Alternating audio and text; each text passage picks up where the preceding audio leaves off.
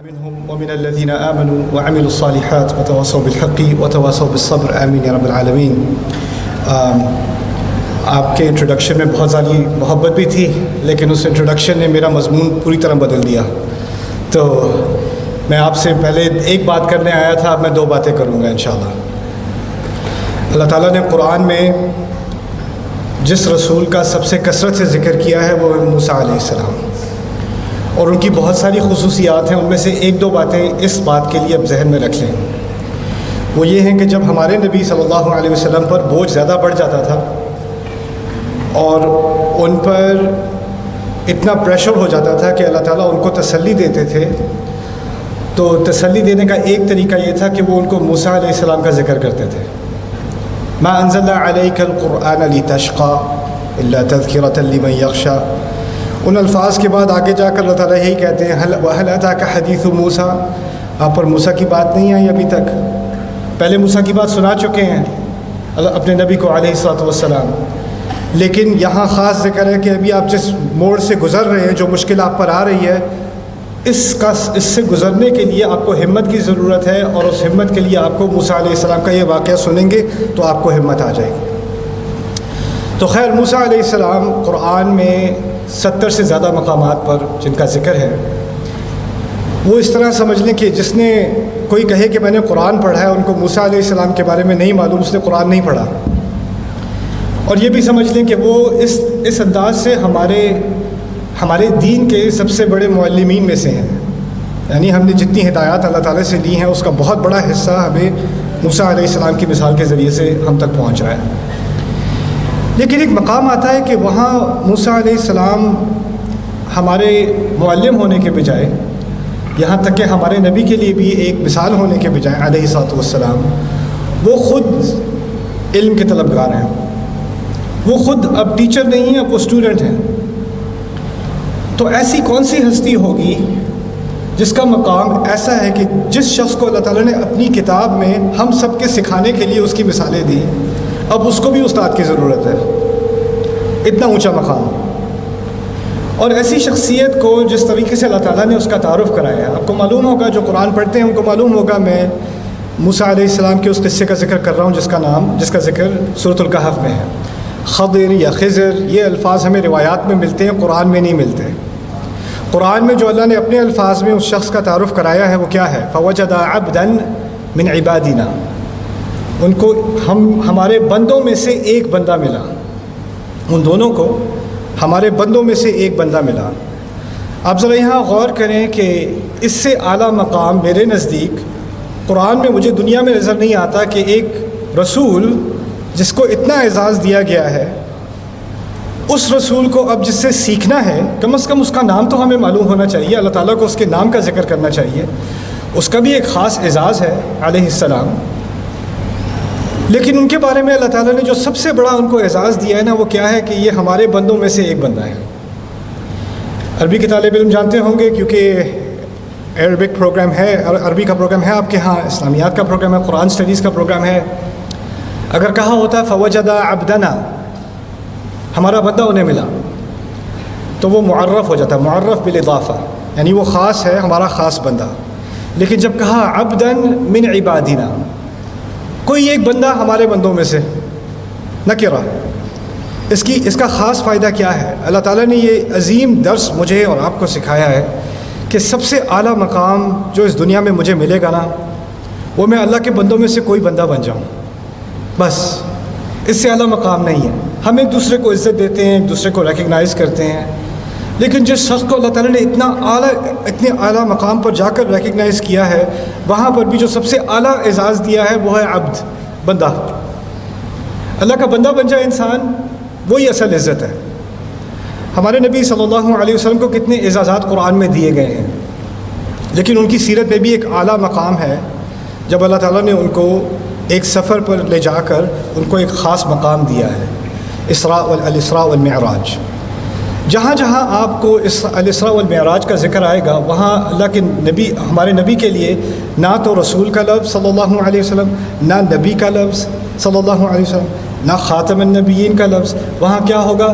فَأَوْحَى إِلَىٰ عَبْدِهِ مَا أَوْحَى سبحان الذي اسرى بعبده ليلا عبد عبد یعنی اعلیٰ ترین مقام پر پہنچنے کے بعد کیا مرتبہ مل رہا ہے، کیا اعزاز مل رہا ہے انسان بندہ ہو۔ میں یہ بات آپ کے سامنے اس لیے رکھ رہا ہوں کہ آپ نے بہت لمبا چوڑا انٹروڈکشن کیا اور میں وہاں بیٹھا ہوں، تو مجھے کیا سوچنا چاہیے اپنے بارے میں؟ مجھے یہ سوچنا چاہیے اپنے بارے میں کہ یہ سب کچھ ہو یا نہ ہو، اتنا بڑا پوسٹر پیچھے لگا ہوا ہو یا نہ لگا ہوا ہو، اس سے میرے رب کو کوئی فرق نہیں پڑتا۔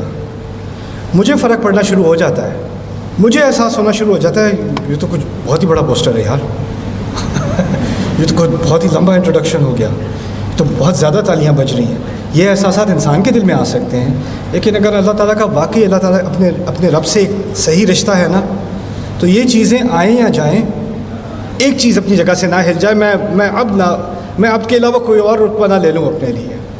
یہ بات آپ سب کو سمجھنی ہے، کیونکہ میں جب پاکستان آیا ہوں، میں نے مختلف شہروں کا مختلف ینگ لوگوں سے میں نے کئی باتیں کی ہیں، کچھ باتیں کرنے کا موقع ملا ہے، ان کی بات سننے کا موقع ملا ہے، اور آج بھی آپ کی باتیں میں سنوں گا انشاءاللہ۔ میرا اصل مقصد یہاں آنا آپ کو سکھانا نہیں تھا، میں تو ویسے ہی بولتا رہتا ہوں، آپ سے سننا تھا۔ تو اس تھوڑے سے لیکچر کے بعد میں چاہ رہا ہوں کہ میں آپ کے کچھ سوالات سنوں، اور پہلے تو میں مائکرو پہ جن کی ہمت ہوتی ہے وہ مائکرو پہ سوال پوچھ لیں گے، لیکن کچھ لوگ نروس ہو جاتے ہیں، کچھ لوگ سوچتے ہیں میں سوال پوچھوں گی تو مجھ سے پہلے والے نے اتنا اچھا سوال پوچھا تھا، میرا سوال اتنا اسٹوپڈ ہے، تو سارے مجھے دیکھیں گے کہ اس نے یہ کیا پوچھ لیا، تو وہ نروس ہو جاتے ہیں، پھر وہ کچھ کہتے نہیں ہیں، اور پھر وہ بعد میں کہتے ہیں مجھے یہ سوال پوچھنا تھا، میں کیا کروں، مجھے پوچھ لینا چاہیے تھا۔ تو اس کے لیے میں یہ کروں گا کہ کویشچن آنسر سیشن بریف ہونے کے بعد میں ذرا یہاں تھوڑی سی واک کروں گا آئل میں، اور آپ میں سے جتنوں سے بات ہو سکے میں کروں گا، ایک دوسرے پہ چڑھنا نہیں ہے، آرام سے بات کرنی ہے، اچھا؟ اور اگر کسی کو بہت زیادہ سیلفی لینے کا شوق ہو رہا ہے تو بتائے بغیر لے لیں، کیونکہ آپ کے پوچھنے میں ہی 10 منٹ لگ جاتے ہیں۔ تو اچھا، اب اصل بات جو میں آپ سے کرنا چاہ رہا تھا وہ میں آپ کے سامنے رکھ دوں۔ میں نے آج آپ سے بات کرنی تھی تھوڑی سی سورۃ یوسف کے بارے میں، اور ایک قاعدہ ہے قرآن کا، اللہ تعالیٰ نے قرآن کے مقاصد میں سے اس قاعدے کو نازل کیا ہے، لِيَدَّبَّرُوا آیَاتِهِ، کہ یہ اس کی آیات پر تدبر کریں۔ تدبر لفظ جو ہے وہ دبر سے نکلا ہے، دبر پیٹھ کو کہتے ہیں، یعنی کہا یہ جا رہا ہے کہ کبھی کوئی بات ہوتی ہے، اس بات کے پیچھے کچھ اور ہوتا ہے۔ اس طرح سمجھ لیں، تصویر سمجھ لیں، کبھی کبھی سمندر میں آپ کو ایک یا تھوڑا سا آئلینڈ نظر آئے گا، چھوٹا سا، یعنی تھوڑا سا پتھر ہے، لیکن اس کے نیچے بہت بڑا پہاڑ ہے، پانی کے نیچے جو ہے آپ کو نظر نہیں آ رہا، آپ کو اوپر نظر آ رہا ہے۔ تدبر یہ ہے کہ آپ دیکھیں اس کے پیچھے کیا، سطح کے پیچھے کیا ہے، اس کے نیچے کیا ہے۔ تو قرآن پڑھنے میں ہمیں تفسیر کی ضرورت ہے، علم کی ضرورت ہے، لیکن اسی طرح ہمیں تدبر کی بھی ضرورت ہے، اس بات کے پیچھے کیا بات کہی جا رہی ہے۔ اللہ تعالیٰ نے سورہ یوسف کے آغاز میں اپنے نبی سے کچھ عجیب بات کی۔ انہوں نے ان سے کہا کہ ہم آپ کو بہترین قصہ سنا رہے ہیں، نحن نقص علیک احسن القصص بما اوحینا الیک ھذا القرآن۔ اب احسن القصص کے بارے میں بہت ساری باتیں، لیکن ابھی آپ کو ایک بات یاد رکھنی پڑے گی، اور جو باتیں میں آپ کو بتا رہا ہوں نا، یہ سمجھ لو اب یہ کلاس ہو رہی ہے، میں کہوں گا نا ریپیٹ کرو تو سب نے ریپیٹ کرنا ہے۔ پہلی بات جو یاد رکھنی ہے نا، کہ اس قصے میں بہت زیادہ خوبصورتی ہے، خوبصورتی، یہ پہلی چیز ہے۔ تو اب جب یہ بات اللہ نے انٹروڈکشن میں کہہ دی، تو اس قصے کو جب میں پڑھتا رہوں گا نا ایک ایک آیت کو، تو میں کس چیز کی تلاش میں ہوں؟ میں خوبصورتی کی تلاش میں ہوں۔ اللہ تعالیٰ نے خود ہی مجھے اورینٹیشن دے دی کہ یہ سب سے بہترین، سب سے خوبصورت قصوں میں سے ہے، احسن القصص۔ تو ایک ہے تلاش میری، کیا ہے؟ آواز نہیں آ رہی مجھے، اچھا چلو اب آ گئی، اوکے، خوبصورتی۔ دوسری چیز، عجیب بات کہی ہے اپنے نبی سے علیہ الصلوۃ والسلام، وَإِن كُنتَ مِن قَبْلِهِ لَمِنَ الْغَافِلِينَ، اس سے پہلے آپ ان میں سے تھے جو غافل ہیں۔ لیکن ہمارے نبی علیہ الصلوۃ والسلام غافل تو نہیں تھے، غافل تو وہ قرآن کو بھی جانتے ہیں، اپنے انبیاء کو بھی جانتے ہیں، انبیاء کے قصوں کو بھی جانتے ہیں، ابراہیم علیہ السلام کو بھی جانتے ہیں، قصہ آدم کو بھی جانتے ہیں۔ اتنا زیادہ قرآن نازل ہو چکا ہے، اللہ تعالیٰ کے بارے میں جانتے ہیں، قیامت کے دن کے بارے میں جانتے ہیں، دین کی بنیادی تعلیمات جانتے ہیں، جب تک سورہ یوسف نازل ہو، یہ بہت سارا قرآن نازل ہو چکا ہے۔ تو یہاں غفلت کا کیا مقصد ہے؟ اللہ تعالیٰ یہی نہیں صرف کہہ رہے کہ آپ اس قصے سے ناواقف تھے، لیکن اس قصے میں جو ہدایات ہیں نا، جو حکمت ادھر آ رہی ہے، جن باتوں کی طرف اشارہ اس صورت میں ہو رہا ہے، وہ قرآن میں کہیں اور نہیں ہے۔ اگر آپ کو باقی سارا قرآن معلوم ہوتا اور آپ کو یہ واقعہ، یہ صورت معلوم نہ ہوتی، تو آپ ان ہدایات سے غافل رہتے۔ جو حکمتیں یہاں ہیں وہ آپ کے پاس نہیں ہے. اب غافل کا لفظ بھی ذرا سمجھ لیں ایک منٹ. غافل کا لفظ انگلش میں ہم کہیں گے unaware, لیکن عربی میں غفل اصل میں زمین کے لیے استعمال ہوتا ہے. ارض غفل, زمین کی ایک صفت ہے غفل. اگر آپ کسی ویران جگہ کھڑے ہوں, نہ کسی کے پیدل چلنے کا نشان ہے, کوئی راستہ ہے, نہ کوئی ایسی چیز آپ کو نظر آ رہی ہے جو آپ کو پہچانی جائے, نہ کہیں سے دھواں نکلتا نظر آ رہا ہے کہ شاید وہاں پر شہر ہو, نہ کوئی پانی کی آواز آ رہی ہے کہ کوئی دریا ہو, آپ کھڑے ہو, آپ کو ارد گرد کوئی سمجھ نہیں آ رہا آپ کہاں کھڑے ہو, کس طرف جاؤ. ایسی جگہ جہاں کوئی پہچانی جانی چیز نہ ہو, اس زمین کو غفل کہا جاتا ہے. اس لفظ سے جو تصویر نکلتی ہے وہ یہ ہے کہ انسان زندگی میں بہت سارے مرحلوں سے گزرتا ہے. آپ سارے جو یہاں بیٹھے ہوئے ہو, آپ کی زندگی میں کوئی نہ کوئی ڈرامہ چل رہا ہے, کوئی نہ کوئی مشکل چل رہی ہے, کوئی نہ کوئی سٹریس, کوئی ڈپریشن آپ کو ہے, کسی نہ کسی کی بات آپ کے ذہن میں گھومتی رہتی ہے. آپ کسی مصیبت میں پھنسے ہوئے ہو. جب آپ پھنسے ہوتے ہو تو آپ کو اصل میں اندازہ نہیں ہوتا کہ آپ کہاں کھڑے ہو, جس مقام پہ آپ کھڑے ہو اس کو کیسے سمجھنا ہے. اللہ تعالیٰ نے اس بات کی طرف اشارہ کیا ہے کہ ہمارے نبی جس مقام پر کھڑے ہیں, جس مرحلے سے وہ گزر رہے ہیں, ان کو ابھی پہچان نہیں ہے حقیقت کی کہ ان کے ارد گرد جو چیزیں ہیں ان کو صحیح طرح سے کیسے سمجھنا ہے. اس صورت کے ذریعے ان کو وہ چیزیں سامنے نظر آنی شروع ہو جائیں گی. تو پہلی بات تھی خوبصورتی, دوسری چیز ہے پہچان, اصل پہچان حقیقت کی. یہ دو باتیں اللہ تعالیٰ نے یوسف علیہ السلام کے قصے کی ابتدا میں کر کے ہمارا ذہن تیار کر دیا. یہ دو چیزیں آپ نے ہمیشہ یاد رکھنی ہیں. اب مجھے 10-15 شاید 20 منٹ لگیں گے یہ بات پوری کرنے میں, میرے ساتھ فوکس کرنا. اب رسول بھی ہمارے صلی اللہ علیہ وسلم تیار ہیں اس ہدایت کے لیے, اس انٹروڈکشن کے ساتھ. تو پہلی بات جو ان کو بتائی جا رہی ہے وہ یہ ہے, یا قال یوسف لأبیہ یا ابتی. آج بس اتنی ہی بات ہوگی, اس سے آگے میں نے بات کرنی نہیں ہے. بس یا ابتی تک میں پھنس گیا ہوں. جب یوسف علیہ السلام نے اپنے والد سے کہا یا ابتی, یا ابتی, دیکھیں اگر میں نے آپ سے کوئی بات کرنی ہو نا تو مجھے پہلے انٹروڈکشن کی ضرورت نہیں ہے. اگر مجھے اپنے بیٹے سے کہنا ہو پانی لا دو, میں اس کو کہوں پانی لا دو. مجھے یہ اضافہ کرنے کی ضرورت نہیں ہے بیٹا پانی لا دو, اس کی یہ منادہ کی ضرورت نہیں ہے. ویسے بھی کلام ہو جاتا ہے. جیسے ٹیچر سب سے کہتا ہے کھڑے ہو جاؤ, یہ نہیں کہتا اسٹوڈنٹس کھڑے ہو جاؤ, وہ اسٹوڈنٹس کہنے کی ضرورت نہیں ہے. لیکن یہاں ہمیں پتہ ہے قرآن میں کوئی چیز ایکسٹرا ہوتی ہی نہیں, ہر چیز کا مقصد ہوتا ہے. بچہ اپنے والد کے پاس آ رہا ہے اور اپنے والد کے پاس آ کے یہ بھی نہیں کہتا یا ابھی, میرے ابا, ڈیڈ, یہ نہیں کہتا, کہتا ہے یا ابتی. اتا, امام راضی اور مفسرین نے اس کی طرف اشارہ کیا ہے کہ اتا تشیر الی الحب والاکرام. یعنی اردو میں تو بہت ہی زیادہ محاورے والا ترجمہ ہوگا. کسی نے مجھے کہا پچھلے 2-3 دنوں میں, انہوں نے کہا میں نے آپ کی اردو کا لیکچر سنا تھا, آپ اپنی امی سے بات کر رہے تھے, لگ رہا تھا کوئی پرانے زمانے کے نواب بول رہے ہیں. میں نے پرانی اردو ہی سیکھی ہے, میں کیا کروں, جو آتی ہے وہی بولوں گا. لیکن خیر, میں چاہتا ہوں کہ آپ عام زبان میں اس بات کو سمجھ لیں. یا ابتی میں دو باتیں ہیں. ایک تو آپ نے ابو کو پکارا ہے. آپ لوگ ابو کو کیسے پکارتے ہو, کس لفظ سے پکارتے ہو؟ ابو, بابا, پاپا. کچھ لوگ ڈیڈی کہتے ہیں, ذرا ویئرڈ ہوتا ہے لیکن کہتے ہیں. امریکہ میں ڈیڈ کہتے ہیں, بھائی ڈیڈ. آئی کال ہم پاپا. جو تا ہے نا اس کا میں ترجمہ انگلش میں پتہ ہے کیسے کروں گا, dad I love you, papa I love you. محبت کا بھی تو ترجمہ کرنا ہی پڑے گا نا, تا تو ہے وہاں پر. تو اردو میں آپ کرو گے ترجمہ میرے پیارے ابا جان, لیکن وہ تو لگتا ہے جیسے خط لکھا ہوا ہے کسی نے. آپ گھر پہ ایسی بات نہیں کرتے, گھر میں ابو کے ساتھ بیٹھ کے میرے پیارے ابا جان. کہ تمہیں کیا ہو گیا ہے. لیکن یہ بات ہمیں ذرا رک کے سوچنی پڑے گی کہ ایک بچہ جو اپنے ابو سے بات کرنے لگا ہے, بات کرنے سے پہلے کہتا ہے ابو مجھے آپ سے بہت پیار ہے, اس کے بعد بات کرنے لگا ہے. اور یہ پہلا درس ہے قرآن کا رسول کے لیے صلی اللہ علیہ وسلم, اس کے بعد ہمارے لیے جو اس صورت میں نازل ہوا ہے. ابھی آگے جانے سے پہلے میں نے کہا تھا نا تدبر کیا ہوتا ہے, اس کے پیچھے کیا ہے, تو اس پہ بھی تھوڑا سا تدبر کر لیتے ہیں. اس کے پیچھے کیا ہے؟ آج کل ٹک ٹاک, اسنیپ چیٹ, انسٹاگرام, ان تمام پر چھوٹی چھوٹی ویڈیوز آتی ہیں, وائرل ہو جاتی ہیں.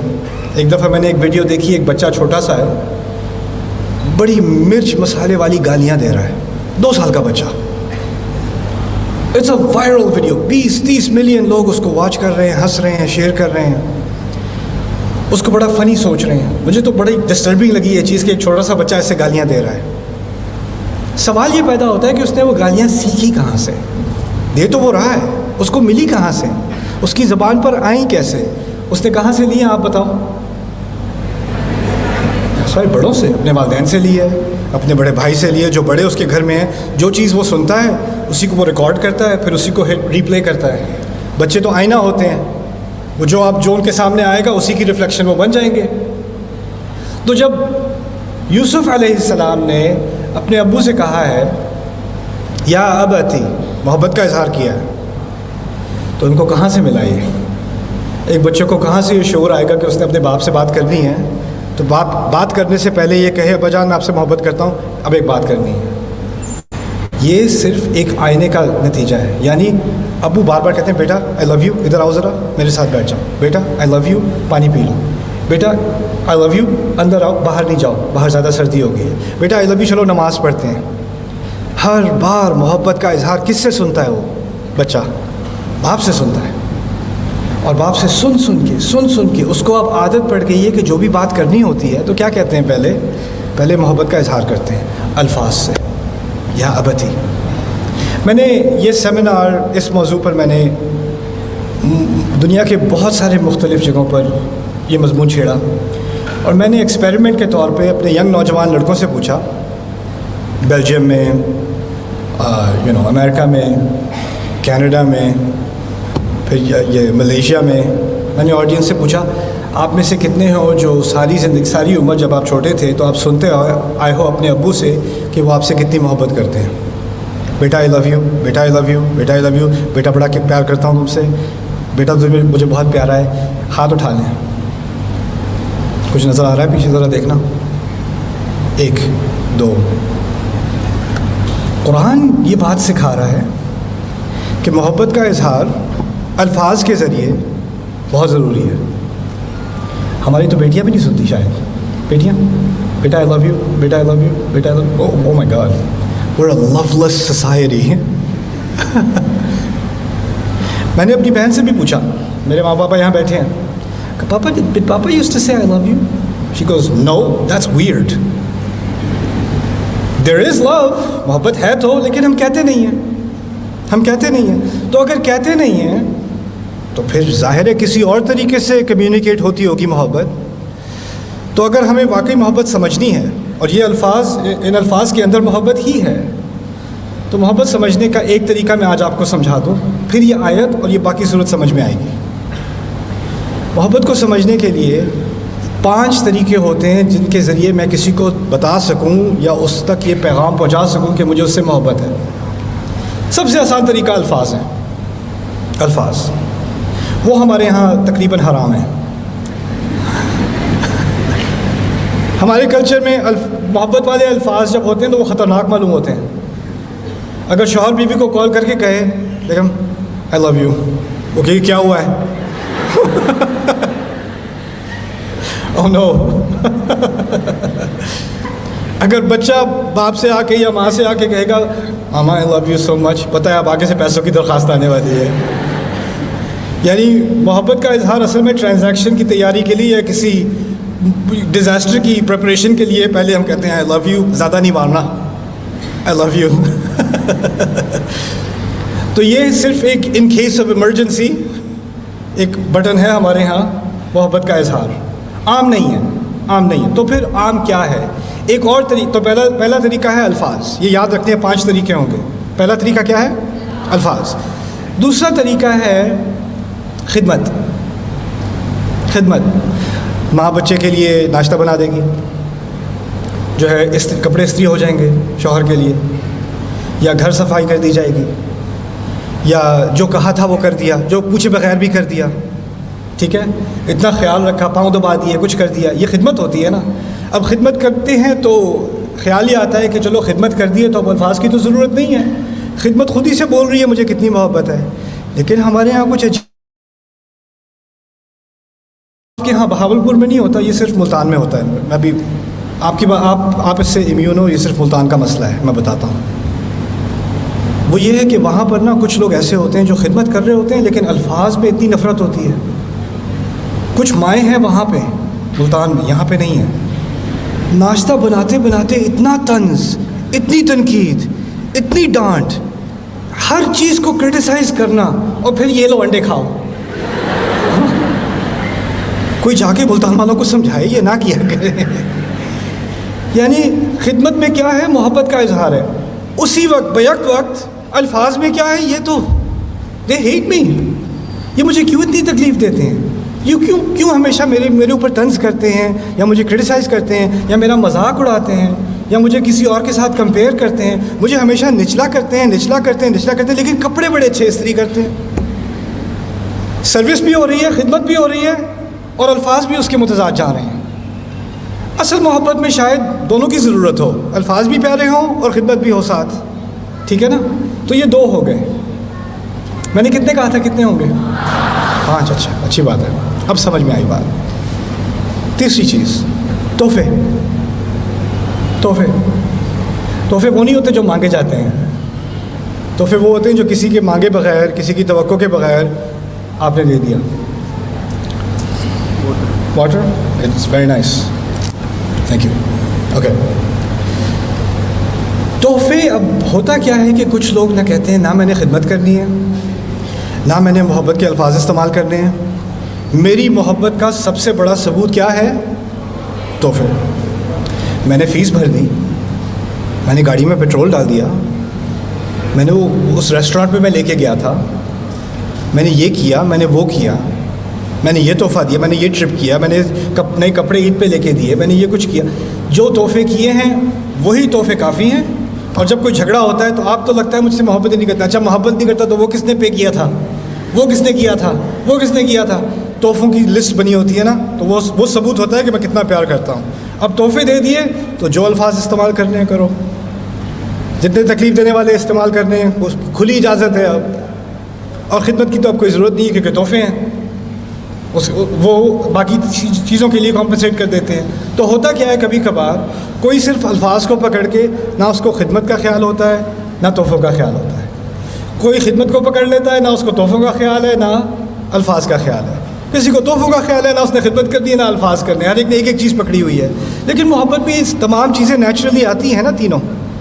اب ایک چوتھی چیز بھی آ گئی, وہ ہے آپ نے گلے لگا لیا, آپ نے ماتھا چوم لیا, آپ نے ہاتھ پکڑ لیا.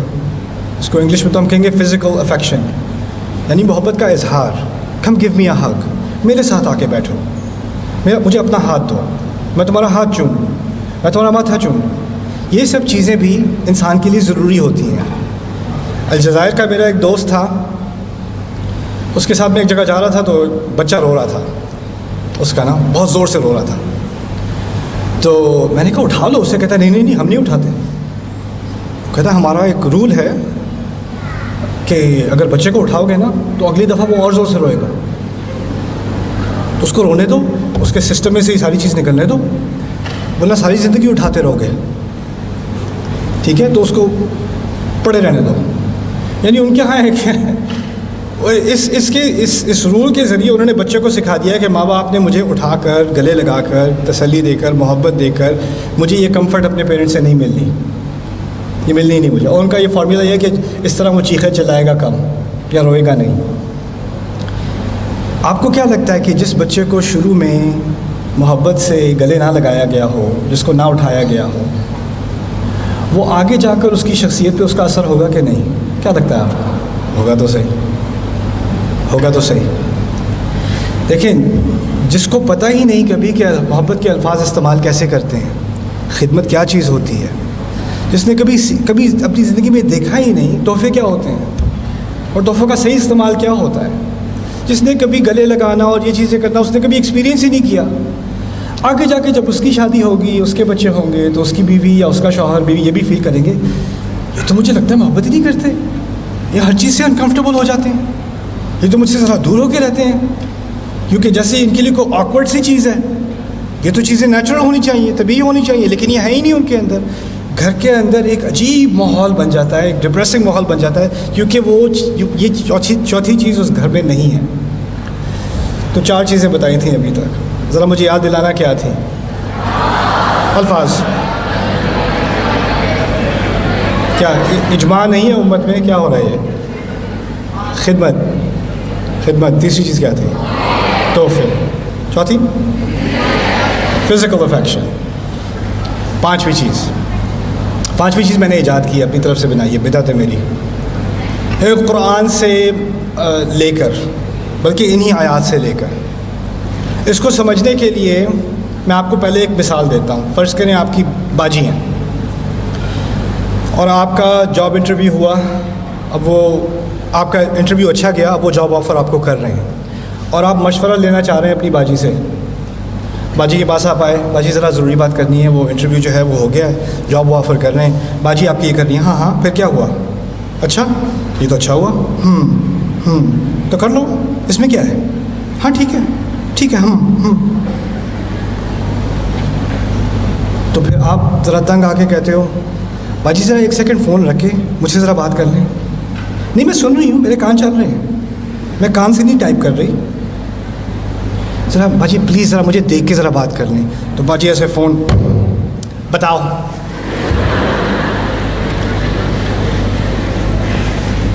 یہ ہوتا کیا ہے؟ کسی کے دل میں آپ کے لیے جگہ نہیں ہے اس وقت، اس کا دل کہیں اور لگا ہوا ہے. اور اگر زبردستی آپ اپنے لیے جگہ نکلوا بھی لو، وہ سن بھی لے، دل سے نہیں سن رہے. دل میں جگہ بنانا جو ہے نا، یہ بڑا مشکل کام ہوتا ہے. آپ دیکھیں کہ بہت سارے رشتوں میں آپ کو ایک اور خطرناک مثال دیتا ہوں. میاں بیوی جو ہیں وہ ڈرائیو کر رہے ہیں اکٹھے، تو جو شوہر ہے نا اس کے دماغ میں کوئی بات آئی ہوئی ہے جو وہ کہنا چاہ رہا ہے بیوی سے، لیکن وہ اس کو پتہ ہے اگر میں کہوں گا تو پھر خیر نہیں ہے. تو ابھی وہ پروسیس کر رہا ہے کہ میں اس کو بتاؤں یا نہ بتاؤں، اس بات کا ذکر کروں یا نہ کروں، کہ اس نے جو بات مجھ سے کل کہی تھی اس نے مجھے ہرٹ کیا ہے یا مجھے کوئی تکلیف دی ہے.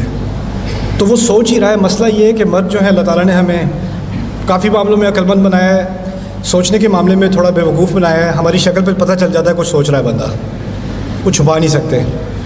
اور آپ کی بیوی نے PhD کی ہوئی ہے آپ کی شکل پڑھنے پہ، تو وہ آپ ڈرائیو کر رہے ہو اور آرام سے وہ آپ سے زندگی کا سب سے خطرناک سوال وہ آپ سے پوچھتی ہے، کیا سوچ رہے ہیں؟ اگر آپ کی بیوی آپ سے پوچھ لے کیا سوچ رہے ہو، اوف ملک الموت، اس وقت اب کہیں سے پھر آپ سوچتے ہو کوئی اور جواب دے دو یار، بچت ہے. کچھ اچھا نہیں، کام پہ آج کل بہت پریشر ہوا ہے، اس کے بارے میں سوچ رہا تھا، ہو بچت ہو گئی، شکر ہے.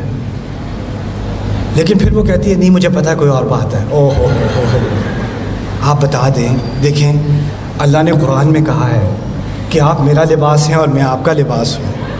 آپ اس رشتے کو اللہ نے تسکین کے لیے، سکون کے لیے بنایا ہے. لِتَسْكُنُوا إِلَيْهَا. اس کو ساری آیات بھی یاد ہیں، بیوی کو پریکٹس کر کے آئی ہے. وہ کہتی ہے کہ دیکھیں اگر آپ مجھ پہ ٹرسٹ نہیں کر سکتے، آپ مجھ سے ہر چیز شیئر نہیں کر سکتے اور میں آپ سے ہر چیز شیئر نہیں کر سکتی، تو پھر اس رشتے کا فائدہ ہی کیا؟ اس کی تو بنیاد ہی یہ ہے کہ آپ مجھے دل کی کوئی بھی بات بتا سکتے ہو، میں سننے کو تیار ہوں، میں سنوں گی، میں آپ کے لیے سیف ہوں. مجھ سے زیادہ آپ کی بات کی حفاظت، آپ کے دل کی حفاظت کون کرے گا؟ اور آپ سے زیادہ میرے دل کی حفاظت کون کریں گے؟ بیوی نے آپ کو بڑی زبردست تقریر کی اور اس تقریر کے جوش میں آ کے آپ نے کہا ہاں ٹھیک ہے میں بتا ہی دیتا ہوں. تو پھر ہمت کر کے آپ نے منہ کھول لیا اور بتا دیا کہ اصل میں بات یہ ہے کہ پچھلے ہفتے جو ہوا تھا نا اس کے بارے میں سوچ رہا تھا یہ وہ. تو آپ نے وہ بات کر دی جو بھی بات تھی. اب آپ کیونکہ ڈرائیو کر رہے ہو، آپ کی نظریں سڑک پر ہیں، آپ کو نہیں پتہ وہاں شکل پہ کیا ہو رہا ہے، تو آپ ریئر ویو میں چیک کر کے دیکھنا چاہ رہے ہو کہ ابھی ٹیمپریچر بدلا کہ نہیں. تو 2-3 منٹ کی خاموشی کے بعد وہاں سے آواز آتی ہے، یہ بات تھی آپ کے دل میں، اس طرح سوچتے ہیں آپ، مجھے تو پتہ ہی نہیں تھا کہ آپ ایسا کریں. میں نے نہیں جانا، واپس گھر لے جائیں مجھے، آپ اکیلے جائیں، مجھے نہیں بات کرنی.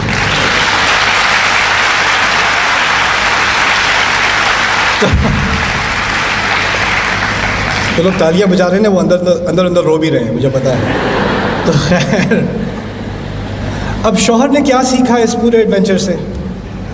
اس نے سیکھا یہ کہ جب اس نے مجھ سے وعدہ کیا تھا کہ اس کے دل میں میری بات کی جگہ ہے اور وہ اس کو سنے گی، لیکن اس کی وجہ سے وہ ڈیفینسو نہیں ہوگی، وہ اس کو یہ نہیں سمجھے گی کہ میں اس پہ حملہ کر رہا ہوں، اس کو سمجھنے کی کوشش کرے گی اور وہ میرے نقطۂ نظر سے بات کو سمجھنے کی کوشش کرے گی. اس کو رأفہ کہتے ہیں عربی میں, رأفہ. انگلش میں اس کو کہتے ہیں empathy, to understand something from someone else's point of view. کہ رسول صلی اللہ علیہ وسلم کی بڑی بڑی نشانیوں میں سے, ان کی بڑی خصوصیات میں سے ہے بالمؤمنین رؤوف الرحیم. رأفہ جو ہے اگر آپ کے گھر میں نہیں ہے تو ہم کہتے ہیں ہمیں سنت کا بڑا اہتمام ہے, اتنی عظیم سنت ہے ہمارے نبی کی علیہ الصلوۃ والسلام, رأفہ, کہ وہ رؤوف تھے. یعنی وہ کسی اور کی تکلیف کو اس کے نقطۂ نظر سے سمجھنے کے لیے تیار تھے. یعنی اچھا آپ کو یہ برا لگا تو مجھے یہ برا لگا تھا, اچھا یہ جو آپ نے کیا ہے نا یہ تو کچھ بھی نہیں ہے اس مقابلے میں جو آپ نے میرے ساتھ کیا ہے. پھر وہ ایک ٹیبل ٹینس میچ شروع ہو جاتا ہے نا, پھر وہاں سے فائرنگ, پھر یہاں سے فائرنگ, پھر وہاں سے فائرنگ.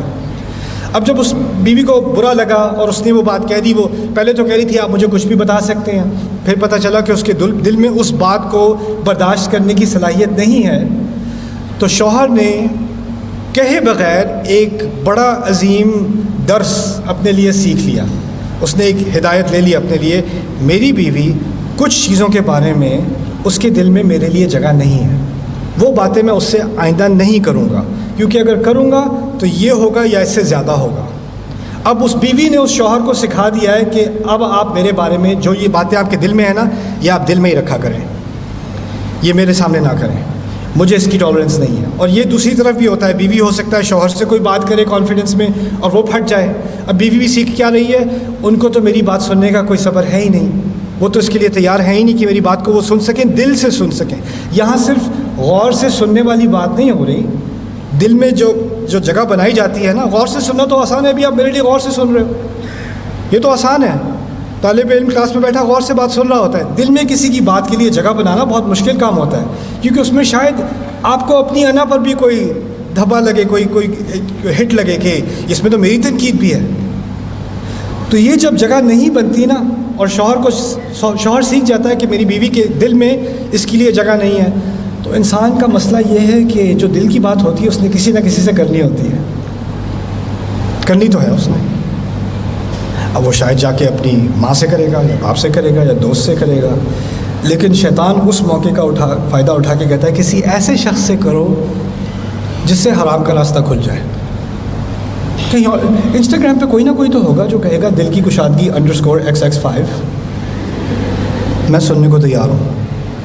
اور پھر آپ کسی سے بات کر رہے ہو انسٹاگرام کے اوپر یا فیس بک پہ DM کر رہے ہو, کچھ کر رہے ہو, اور پھر آپ کو لگے گا اس کو تو میری بات سمجھ میں آتی ہے, اس کے تو دل میں بڑی کشادگی ہے, میری فیملی والے تو کچھ سمجھتے ہی نہیں ہیں, ان کو میری بات سمجھ میں آتی ہے.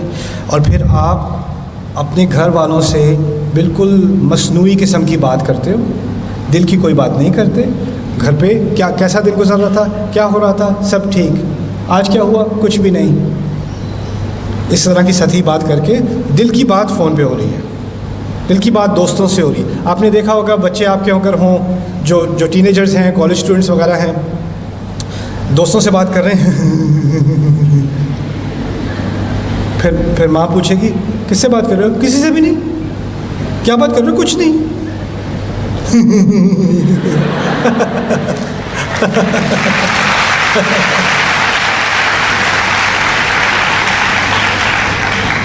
پانچویں چیز ہے دل میں اسپیس بنانا. اب دیکھیں واپس اس آیت کی طرف آتے ہیں, میرا مقصد تھا اس آیت کے بارے میں بات کرنا.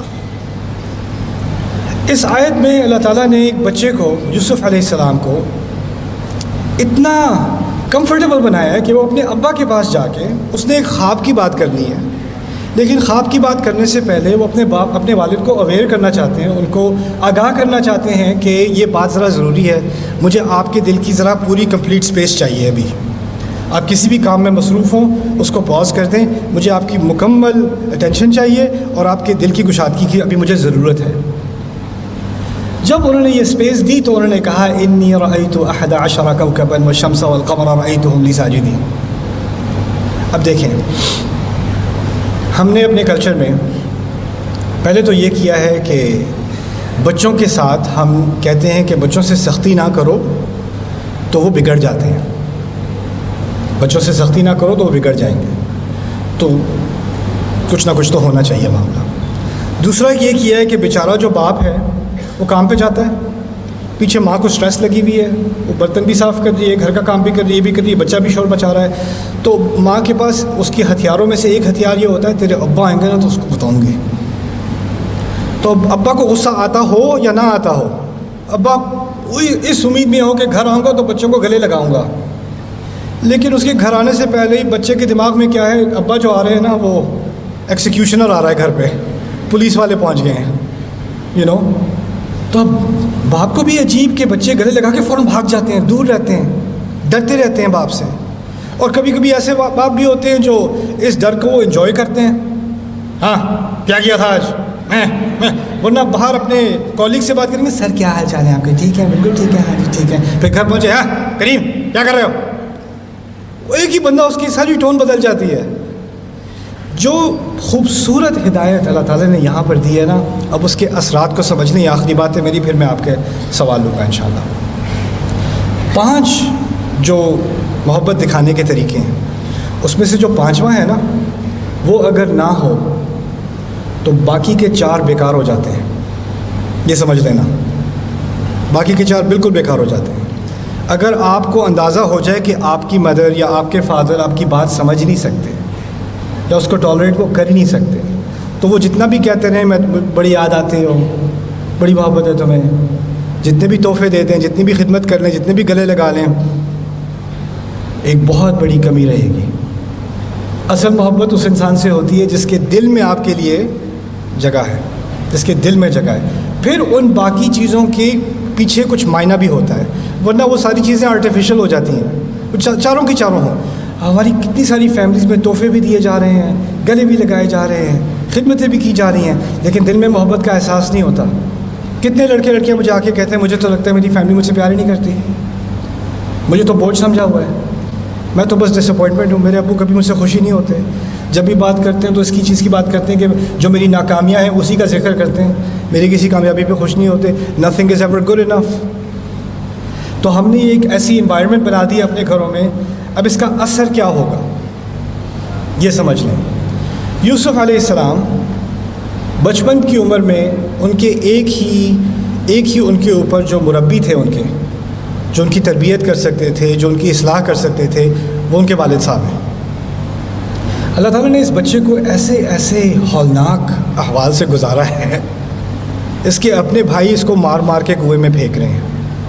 کوئی غیر اس کو نکال کے رحم کرنے کے بجائے اس کو بوریوں کے تلے چھپا کے اس کو بچوں کے بازار میں لے کے جا رہے ہیں جہاں بھیڑ بکریاں بیچتے ہیں، اور انہیں کی طرح ان سے برتاؤ کیا جاتا ہے.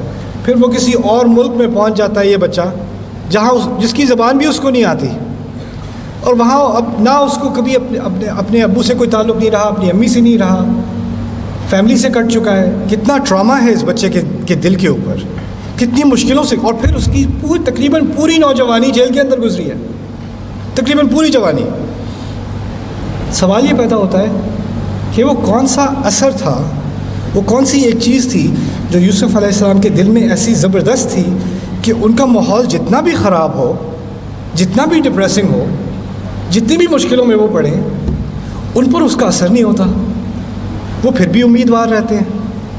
ذالک من فضل اللہ علینا، جیل کے اندر کہہ رہے ہیں اللہ تعالیٰ کے فضلوں میں سے ہے ہمارے اوپر.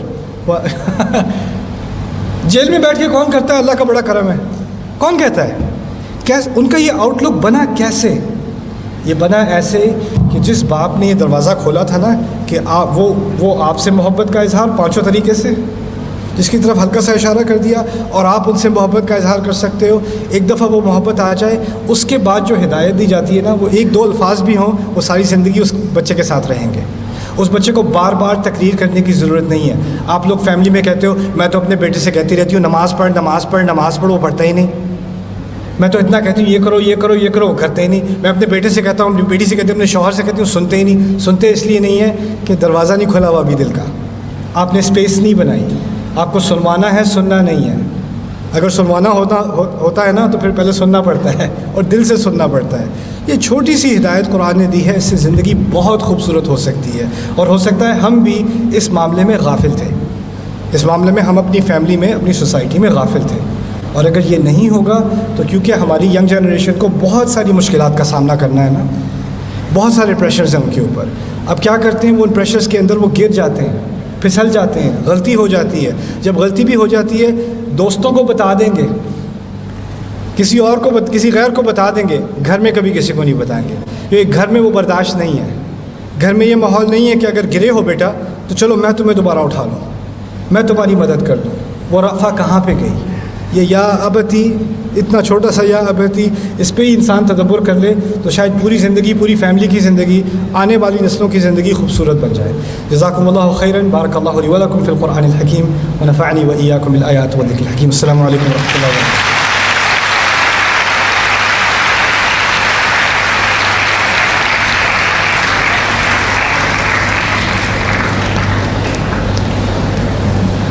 بہت شکریہ سر, بہت خوبصورت انداز سے قرآن پاک کے بہترین قصے کے اندر جو نفیس نقطے ہمارے فیملی لائف کے متعلق ہیں اس کی طرف رہنمائی فرما رہے تھے. اسٹوڈنٹ سے میں ویلکم کروں گی, کوئی کویسچن ہو اسٹوڈنٹس کے تو kindly raise your hands, mic will be there. Is there anyone to convey mic پہنچائیں جی. جو کویسچن پوچھنا چاہ رہا ہے اسٹوڈنٹ آپ اپنا ہینڈ ریز کریں. باقی students please be disciplined, please sit down on your seats.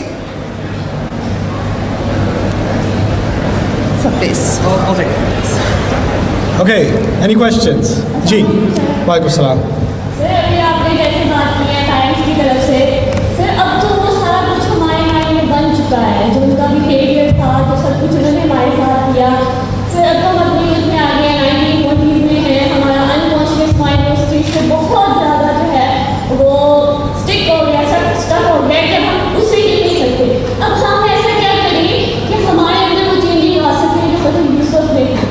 اب جیسے کہ سورہ یوسف نے اینڈ میں آ کے جب سورہ یوسف علیہ السلام نے اپنے بھائیوں کو معاف کیا تو اس سے پہلے انہوں نے ایک بات کی کہ ہمارے درمیان شیطان تھا جس نے ہمیں آپ کو یہ کہنے پہ مجبور کر دیا.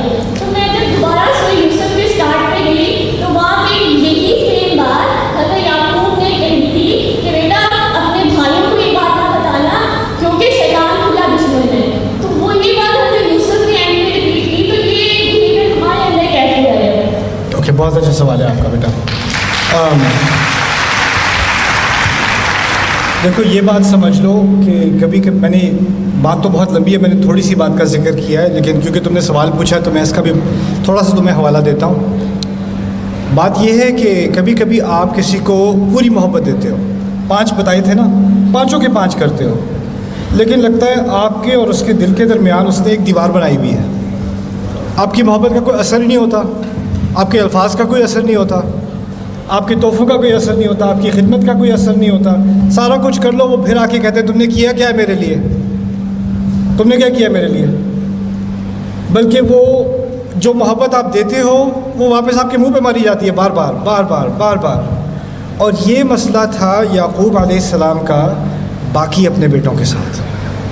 دیکھیں یہ سوچنے کی کوشش کرو, اگر گھر میں کوئی بات ہو رہی ہو, مشکل بات ہو رہی ہو, جیسے آپ کے فرض کرو 3-4 بہن بھائی ہیں, تو جو آپ کے پیرنٹس ہیں نا وہ دوسرے بہن بھائیوں کی بری بات آپ سے نہیں کریں گے, ٹھیک ہے نا.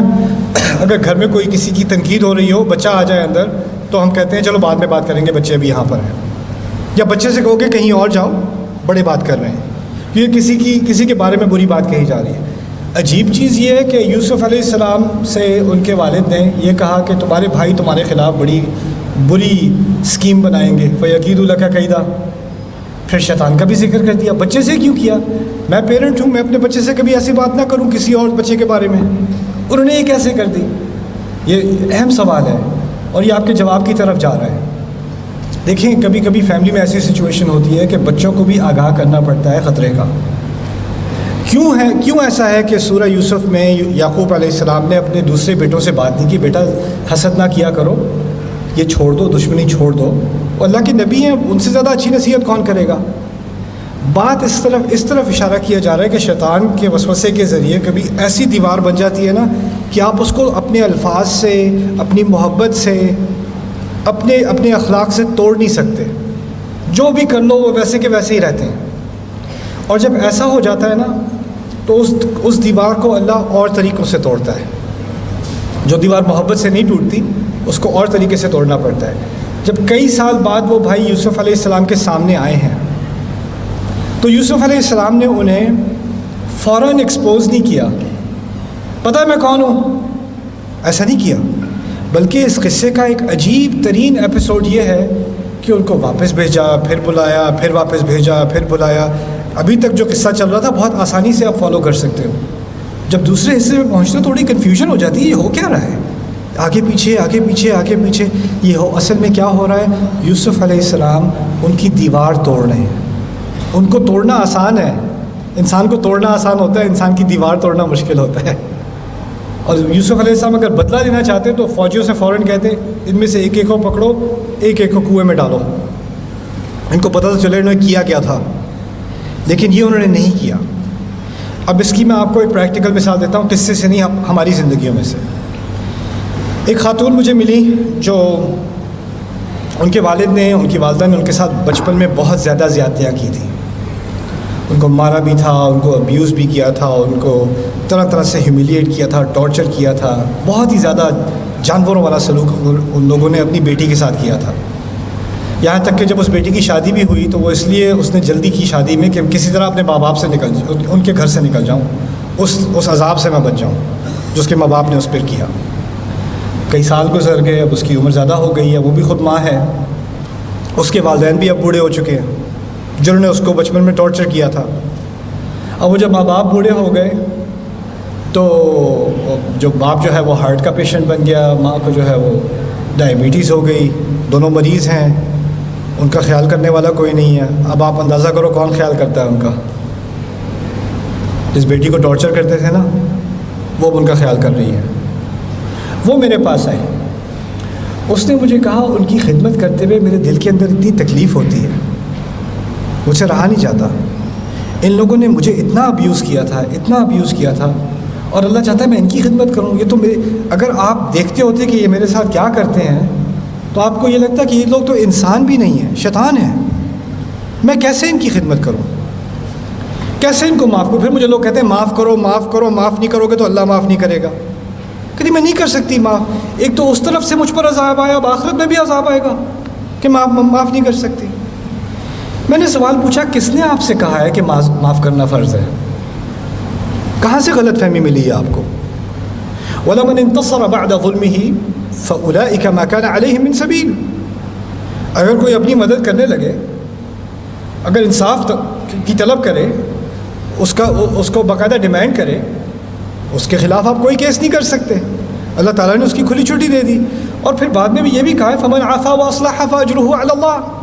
جو معاف کر دے اور ریکنسائل کر لے، اس کا اجر اللہ کے ہاتھ، اس کا اللہ کے ذمہ ہے. لیکن یہ کسی نے کوئی کنڈیشن نہیں ڈالی، لازمی ہے معاف کرنا. یہاں تک کہ یوسف علیہ السلام کے بیٹوں نے ان کو اتنا ٹارچر کیا تھا، اتنا ٹارچر کیا تھا، آپ کو شاید علم نہ ہو، ان کی بیویاں بھی اپنے سسر کی توہین کیا کرتی تھیں، ان کے پوتے بھی اپنے دادا کی توہین کیا کرتے تھے. لولا ان تفندون میں اس بات کی طرف اشارہ ہے. یعنی صرف بیٹے ہی توہین نہیں کرتے تھے، انا ابانا لفی ضلال مبین انک فی ضلالک القدیم، بلکہ ان کا پورا گھرانہ ایک نبی کو جانتے ہوئے کہ وہ نبی ہیں کئی سالوں ان کی توہین کرتے رہے، وہ ٹارچر سے گزرے ہیں. اور بعد میں جب سارا معاملہ حل ہو گیا تو آتے ہیں ہمارے لیے بھی دعا کر دیں، یا ابت استغفر لنا. یہ کوئی آسان کام ہے؟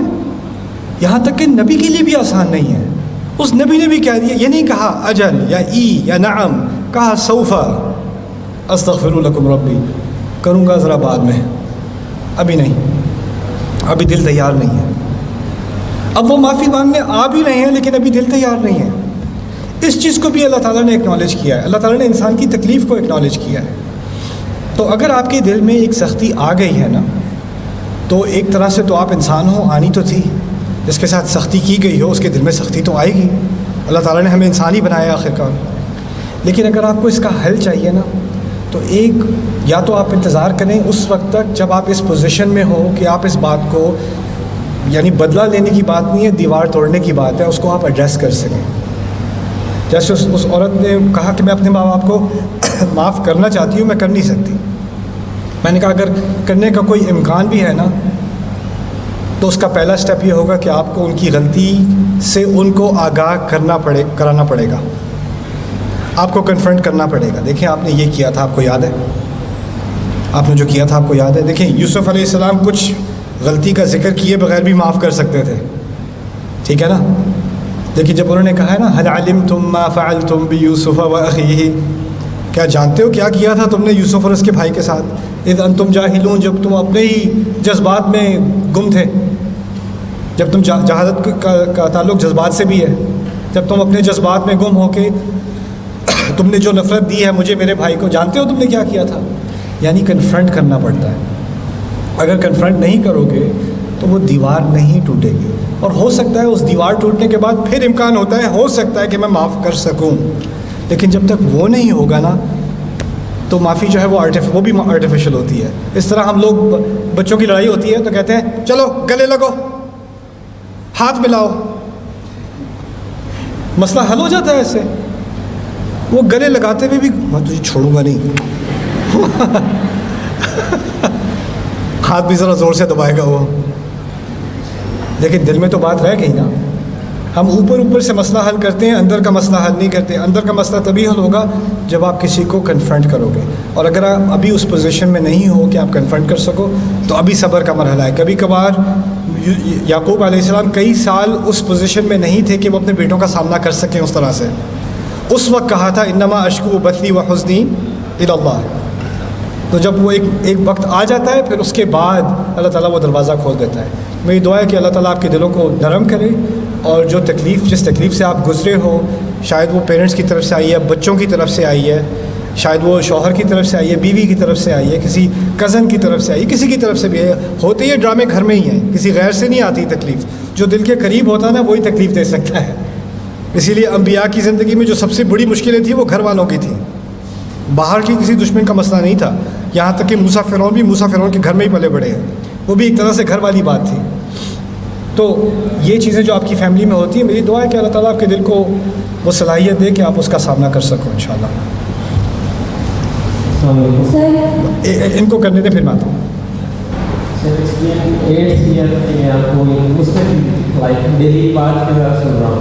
اور اب تو ویری مچ ایکسٹینڈ میں آپ کے آئیڈیاز کو اور آپ کے اسٹینڈ پوائنٹ کو بھی سمجھنا شروع ہو گیا ہوں، اینڈ آپ کی لنگوسٹکلی انالیسس کو بھی بینگ این اسٹوڈنٹ بھی سمجھتا ہوں. ایک چیز جو پچھلے 8 سال سے میرے ذہن میں چل رہی ہے کہ کبھی آپ کبھی آپ سے ملاقات ہوگی، بٹ ای میل یا وٹ ایور سے پوچھنا وہ یہ ہے کہ سر قرآن میں ارادہ اور شاء، خیال میں بسوں کو بھی آپ اور سے سمجھا سکیں اپنے حساب سے. ایک ہے ورڈ ارادہ قرآن میں اللہ کے لیے، اور ایک ہے ورڈ شاء. ان دونوں میں سے امپلیمنٹ کا تعلق کس چیز سے؟ کس کا امپلیمنٹیشن کا ہوگا کیا؟ جو شاء یا وہ جو ارادہ ہے،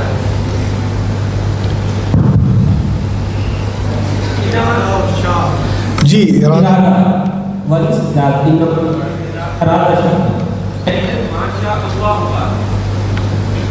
یا ماشاء اللہ یا ارادہ وہ سیپریٹ ورڈز آتے ہیں قرآن میں. یا کہتے ہیں کہ اللہ یہ چاہتا ہے، دونوں کا ترجمہ چاہتا ہے یہ کر لیتے ہیں. تو اس میں ایک فکر ہے مستقل میرے ذہن میں کہ ارادہ کیا ہے اور شاء کیا ہے. اس کے بارے میں نے وما تشاءون الا ان یشاء اللہ کے درس پہ ذرا تفصیلی بحث کی ہے. وہ اگر آپ سن لیں جو زامہ کے اندر بھی میں نے اس پر بات کی ہے کافی تفصیلی. مختصر سی بات یہ ہے کہ شاء کا لفظ شیء سے نکلتا ہے، اور یعنی وہ چیز جو ٹھوس یعنی مٹیریلائز ہو جائے. اور ارادہ میں صرف کسی کی نیت یا جو وہ چیز چاہتا ہے اس کی طرف اشارہ ہوتا ہے صرف. تو کچھ علماء شاء کو زیادہ مضبوط سمجھتے ہیں ارادہ کے مقابلے میں. تو جہاں زیادہ مبالغ بات کی جا رہی ہوتی ہے، جہاں زیادہ اسٹریسفل بات کی جا رہی ہوتی ہے، وہاں پر شاء کا لفظ آپ کو مل جائے گا. جہاں ذرا نرم بات کی جا رہی ہوتی ہے ہو سکتا ہے وہاں پر آپ کو ارادہ کا لفظ مل جائے. لیکن اس کے علاوہ اور بھی کچھ فروق ہیں جو مجھے بھی ذہن میں نہیں آ رہے، لیکن میرے درس میں نے ان سب کا ذکر کیا ہے انشاءاللہ. جزاک اللہ خیر. جی سر میں نے حجاب اسٹارٹ کیا تھا اور پریکٹس سے نہیں تھی سر. I was modelling. تو جب میں حجاب اسٹارٹ کیا 6 مہینے آئی پریکٹس ہے. میں نے پہلی دفعہ زندگی میں اعتکاف کیا، اور اعتکاف کے بعد میرا ارادہ تھا کہ میں فیملی میں بھی اس کو کہوں کہ آئی ڈو نکاح اور حجاب and I will organise it. تو عید پہ یہ ہوا کہ میری مدر واز ناٹ سپورٹنگ، تو انہوں نے میرا حجاب اور निकाब जो है वो उतर बांट में उसको दुपट्टा नहीं रखा उन्होंने और मुझे मेरे कदम के सामने जाकर खड़ा कर दिया. So that moment was very heart wrenching for me और अभी तक जो है वो काफ़ी खटकता है. दैट वॉज द मोमेंट वहाँ से एक कनेक्शन टूट गया था उनके साथ जी. और अभी तक भी उनसे वो कनेक्शन डेवलप हुई और वो हमारे सपोर्ट कर रहे हैं. So what should I do with that? Thank you for sharing, beta. I know it's difficult. I know.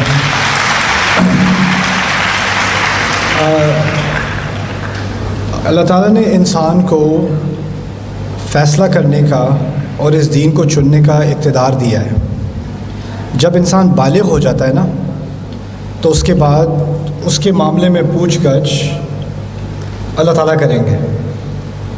قانون کے اعتبار سے اگر آپ کی بیٹی یا بیٹا کوئی ٹریفک رول توڑتا ہے تو آپ جا کے جتنا بھی ڈانٹ لیں یا کر لیں قانون کا سامنا اس نے کرنا ہے. آپ کی بیٹی یا بیٹا کوئی گناہ کرے تو اس کا سامنا آپ کو نہیں کرنا بالغ ہونے کے بعد. یہاں تک کہ رسول نے صلی اللہ علیہ وسلم اپنی بیٹی فاطمہ سے بھی کہہ دیا رضی اللہ تعالی عنہ یا فاطمہ بنت محمد اتق اللہ فانی لا املک لک من اللہ شیئا. ہم کسی پر کنٹرول نہیں کر سکتے. لست علیہم بمسیطر. قرآن نے یہ بات واضح کر دی ہے. ہمارے کلچر میں جو رشتہ محبت کا ہونا چاہیے تھا کہتے تو ہم اسے محبت ہیں, ہوتی وہ اصل میں کنٹرول ہے. ہوتی وہ کنٹرول ہے. کسی انسان پر کنٹرول کرنا ہے. جو میں کہوں گی وہ تم کرو گے, جو میں کہوں گا وہ تم کرو گے, جیسا میں کہوں گا ویسا تم پہنو گے. زبردستی جبراً ہر معاملے میں زور لگانا, زبردستی لگانا, ڈانٹنا, یہاں تک کہ زبردستی رشتے ہو رہے ہیں جو دین میں جائز نہیں ہے. زبردستی یہاں تک کہ دین کے معاملے میں بھی میں تو کہتا ہوں اگر آپ زبردستی کرو گے نا, زبردستی نماز پڑھوا لو گے اپنے 18 سال کے لڑکے سے یا اپنی 20 سال کی بچی سے, یا زبردستی پردہ کروا لو گے. یہ دین جن لوگوں کے ہاتھ کیا گیا تھا نا اور جن لوگوں نے اس دنیا کو بدلا ہے ان کے ساتھ کبھی دین کے معاملے میں زبردستی نہیں کی گئی. ان کے دل میں کچھ ایسی چیز آ گئی تھی جس سے وہ یہ فیصلہ خود سے کرتے تھے. اور یہ تمام عبادتیں جیسے پردہ کرنا ہے, نماز پڑھنا ہے, جو بھی عبادت ہے, انما الاعمال بالنیات. اگر نیت یہ ہے کہ امی ماریں گی اللہ اکبر, وہ نیت اللہ کی نہیں ہے, وہ نیت تو کسی اور کی ہے. پھر لوگ میں جب بات کرتا ہوں لا اکراہ فی الدین قد تبین الرشد من الغی, دین کے معاملے میں فورسنگ نہیں ہے. آپ کسی کو فورس نہیں کر سکتے. میری بیٹیاں جب ایک عمر کی ہوئیں تو میں نے ان سے صاف یہی بات کی, بیٹا دیکھو اس دین کے معاملے میں اللہ نے مجھے یہ ذمہ داری دی ہے کہ میں تمہیں یہ دین سکھاؤں اور تمہیں یہ تربیت دوں. اس کے بعد 90% تمہاری زندگی ایسی ہوگی مجھے پتہ بھی نہیں چلے گا کہ تم کیا چوائس کر رہی ہو, کس سے بات کر رہی ہو, کہاں جا رہی ہو, مجھے نہیں معلوم. تمہاری زندگی اپنی زندگی ہے تمہاری پوری. اور اس وقت اگر مجھے پتہ ہو یا نہ پتہ ہو اس کا کوئی فرق نہیں پڑنا چاہیے, کیونکہ اصل میں تمہیں مجھے جواب نہیں دینا, اپنے رب کو دینا ہے. میں گاڑی چلا رہا تھا, راستے میں کوئی بیہودہ بل بورڈ آ گیا, ان کے ساتھ بیٹیوں کے ساتھ بیٹھا ہوا تھا میں, تو میں نے کہا اس طرف دیکھنا ہے تم لوگوں کو؟ کہتے نہیں دیکھنا نہیں دیکھنا نہیں دیکھنا. میں نے کہا ایک دن بیٹا میں ہوں گا نہیں, تم لوگ جا رہے ہوگے ایسا ہی بل بورڈ آئے گا, تمہارا فیصلہ ہوگا دیکھنا یا نہ دیکھنا. میں تو کچھ نہیں کر سکتا اس وقت. ہمیں اپنے بچوں کو تیار کرنا ہے کہ وہ اپنے فیصلے کر سکیں. اور عجیب نفاق یہ ہے ہمارے کلچر میں, ہم کہتے ہیں اسلام جو ہے بڑا جبرانہ قسم کا, اس میں بہت زیادہ ایکسٹریمزم ہے اور آزادی لے لیتا ہے اور ہمیں آزادی چاہیے. اور جو بچی اپنی آزادی سے پردہ کرنا چاہ رہی ہے اس کو آپ فورس کر رہے ہو. آزادی لے کون رہا ہے, دے کون رہا ہے, تو اگر ہم اپنے بچوں کو ایکسپریس کرنے کی, بلکہ میں دوسری طرف سے بھی آتا ہوں, جو بچی پردہ کرنا چھوڑ رہی ہے وہ کہتی میں نے نہیں کرنا. ایسے بھی فیملیز ہیں, میں نے اتار دینا ہے پردہ.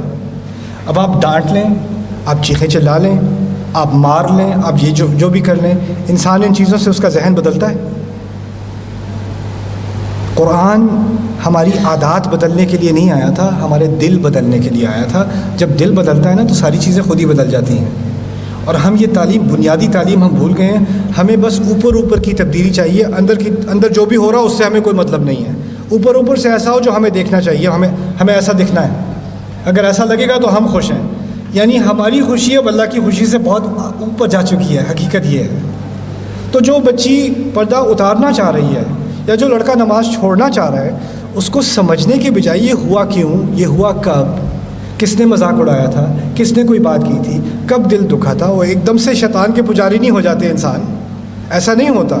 اس کی زندگی میں کچھ ہوا ہوتا ہے جس کی وجہ سے اس کا اثر اس پر ہوتا ہے، اور پھر وہ ایک آہستہ آہستہ ایک فیصلے کی طرف انسان آتا ہے. اور اگر میں نے شروع میں بات کی تھی دل کی کشادگی، اگر وہ ریلیشن شپ ہے ہی نہیں آپ کا، تو آپ جو بچوں میں آپ کی تبدیلیاں آ رہی ہیں وہ سمجھ نہیں سکتے. بہت سارے لوگ ایسے ہیں کہتے ہیں میں نے اپنے بچے کو اسلامی ماحول میں پرورش دی، اس کی فیسیں بھری، اس کو یہ کیا، اس کو یہ کیا، اس کو خراب ماحول سے جو ہے بچا کے رکھا، پتہ نہیں ایک دم سے اس کو کیا ہو گیا، کتنے لوگ کیا ہو گیا. میں نے کہا ایک دم سے نہیں ہوا سر، یہ ایک دم سے نہیں ہوتا. اس کے دل میں، اس کے ذہن میں سالوں سے بات تھی جو وہ آپ سے کرنا چاہتا تھا، لیکن آپ نے اس کے لیے وہ دروازہ نہیں کھولا. تو اس نے وہ بات اپنے دوستوں سے کی، اس نے وہ بات یوٹیوب سے جا کے سنی اور کسی اور سے کی، اس نے وہ بات انسٹاگرام سے کی، آپ سے نہیں کی. اور آخر کار وہ بات ان باتوں میں اتنا دور نکل گیا کہ اب اس کو ہمت آ گئی کہ دیکھیں آپ کے پاس تو ویسے ہی آپ کے دل میں میرے لیے جگہ نہیں ہے، تو مجھے آپ سے ڈرنے کی کیا ضرورت ہے. اب تو ویسے بھی میں 18 سال کا ہو گیا ہوں. پھر وہ اپنی جو اس کے اندر تھا وہ باہر آ جاتا ہے. تو ہم جب تک اس حقیقت کا سامنا نہیں کریں گے نا، ہم سمجھیں گے پتہ نہیں کہاں یہ جدید کوئی تہذیب جو مغربی تہذیب ہے یہ آ کر ہم پر حملہ کر رہی ہے. نہیں، اس کے حملے کا کوئی اثر نہیں ہونا تھا اگر ہم اپنا کام کرتے ہوتے. یہ ٹرینڈز جو آتے ہیں نا یہ آئیں گے اور جائیں گے. جو ٹرینڈز 80s میں تھے وہ 90s میں نہیں تھے، جو 90s میں تھے وہ 2000s میں نہیں تھے، جو 2010 میں تھے وہ 2020 میں نہیں ہیں. یہ ٹرینڈز تو بدلتے رہیں گے. دین اپنی جگہ کھڑا ہوا ہے. دین اپنی جگہ صرف اس وقت کھڑا ہوتا ہے جب دین کی تعلیمات اور اس کی محبت دلوں کے اندر تک پہنچ جائے، پھر وہ کھڑا رہتا ہے. ورنہ ٹرینڈ ادھر جائے گا ہم ادھر جائیں گے، ٹرینڈ ادھر جائے گا ہم ادھر جائیں گے، اور ہم ہلنا شروع ہو جائیں گے. اب اس ٹرینڈ کا کیا جواب دیں، اس ٹرینڈ کا کیا جواب دیں. تو آپ نے جو بات کی ہے اس میں بنیادی بات میں یہ کروں گا کہ اللہ تعالیٰ نے جو آپ کو فریڈم دی ہے نا وہ کوئی نہیں لے سکتا. اور جو دین میں اللہ تعالیٰ نے جو انسان کو عزت دی ہے وہ والدین بھی نہیں لے سکتے، بچے نہیں لے سکتے، شوہر نہیں لے سکتا، بیوی نہیں لے سکتی. اللہ نے عزت دی ہے، کسی کے لینے کی نہیں ہے. وَلَقَدْ كَرَّمْنَا بَنِي آدَمَ. تو جو ریلیشن شپ آپ کا خراب ہوا ہے نا اس میں آپ کو ذرا ہمت کر کے کھل کے اپنی مدر سے بات کرنی ہوگی. اور اب پہلے جب آپ بات کرو گے نا کھل کے تو ان کا اردو میں جو اور کوئی محاورات آتے نہیں، ان کا میٹر گھوم جانا ہے. اور نے کیا کہا، اچھا زبان نکل آئی ہے اب، یہ اسلام سکھاتا ہے تمہیں. ہاں نافرمان، I love that one, that's a very Pakistani drama one, نافرمان، اور پھر ایپیسوڈ ختم ہو جاتا ہے رائٹ. لیکن اس غصے کے پیچھے پتہ ہے کیا ہے، وہ جو بھڑکتے ہیں نا وہ اس لیے کہ آپ پیچھے ہو جاؤ. لیکن اب اگر اس بھڑکنے سے آپ ڈرو گے نہیں اور آپ جذبات میں نہیں آؤ گے، آپ نے بات اپنی کرنی ہے جذبات میں آئے بغیر. آپ کے سامنے جو ہو جس کے جذبات اس کے اوپر نیچے ہوتے رہیں، آپ نے ٹھنڈے رہنا ہے. کیونکہ ہوتا یہ کوئی اور اپنی آواز اونچی کرے تو آپ بھی اونچی کرتے ہو، پھر وہ اور اونچی کرتے ہیں، پھر وہ اور اونچی. اصل میں وہ چاہتے ہیں کہ آپ جذباتی ہو جاؤ. لیکن اگر آپ ٹھنڈے رہو گے نا تو تھوڑا غصہ کرنے کے بعد ان کو بھی نظر آنا شروع ہو جائے گا کہ میرے یہ جو میں نے ساری آواز اونچی کی، ڈرامہ کیا، یہی دن دیکھنے تھے مجھے، ہائے ہائے ہائے. وہ سارے دیکھ کے ڈرامے دیکھ کے پریکٹس کی ہوئی آنٹی نے، تو وہ ساری انہوں نے پریکٹس کر لی، اس کا بھی کوئی فرق نہیں پڑا. پھر بھی آپ وہیں پہ کھڑی ہو، جی یہی دن دیکھنے تھے، لیکن بات تو ختم نہیں ہوئی ابھی. تو وہ سارے ڈرامے کرنے کے بعد نا پھر ان کو اندازہ ہو جائے گا کہ یہ کوئی جذباتی چیز نہیں ہے، یہ آپ کی عقل سے آئی ہے اور آپ اس پر مطمئن ہو. تو پھر ان کو عقلی بات کرنی ہی پڑے گی ایونچولی. کچھ بچے ہوتے ہیں نا جو رونے کا ڈرامہ کرتے ہیں. ایئرپورٹ پہ دیکھا ہوگا آپ نے، جہاز میں بیٹھنے سے پہلے جو آپ کو سننے کو ملے نا تو آپ کو کہ چلو یہ فلائٹ تو گئی، اور پھر اس کو ایک لالی پاپ پکڑا دو، کیا ہوتا ہے 1 سیکنڈ میں اس کا سارا غم ایسے ہی ہوتا ہے نا. تو جس طرح بچے اپنی ایموشنز کو فیک کرتے ہیں نا، اسی طرح کبھی کبھی جو لوگ کنٹرول کرتے ہیں نا آپ کو، ان کو اپنی ایموشنز فیک کرنی آتی ہیں. ان کو فیک رونا آتا ہے، ان کو فیک چیخنا چلانا آتا ہے، ڈرامے بازی کرنا آتا ہے. اندر سے کچھ نہیں ہو رہا ہوتا، وہ بس آپ کو کنٹرول کرنے کے لیے ہو رہا ہوتا ہے. تو آپ کو اپنے آپ کو کام رکھنا ہے اور بالکل جذبات میں نہیں آنا ایسی باتیں کرتے ہوئے. اس کے بارے میں بھی کچھ اللہ تعالیٰ نے ہدایات دی ہیں. انشاءاللہ ایک اور مقام پر میں کسی اور موقع پہ اس کے بارے میں بات کروں گا انشاءاللہ. جزاک اللہ. جی جی. Where are you? Yes, you're here. Okay. Hi.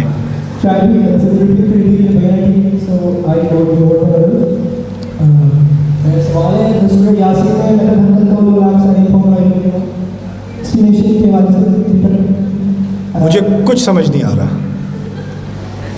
آپ ایسا کرو, آپ مائک کو اتنا قریب لانے کے بجائے اس سے تھوڑی کم محبت کرو اور پھر بولو. میں پوچھا تھا سورہ یاسین میں کیا ہے لقد قول جی ڈیسٹینیشن کے بارے میں, اور ہم سورہ یوسف میں بھی آیت نمبر 110 اور 103 بہت ایکسپلیسٹلی کہا ہے کہ آپ جتنا بھی چاہو وما اکثر الناس ولو حرصت بمؤمنین.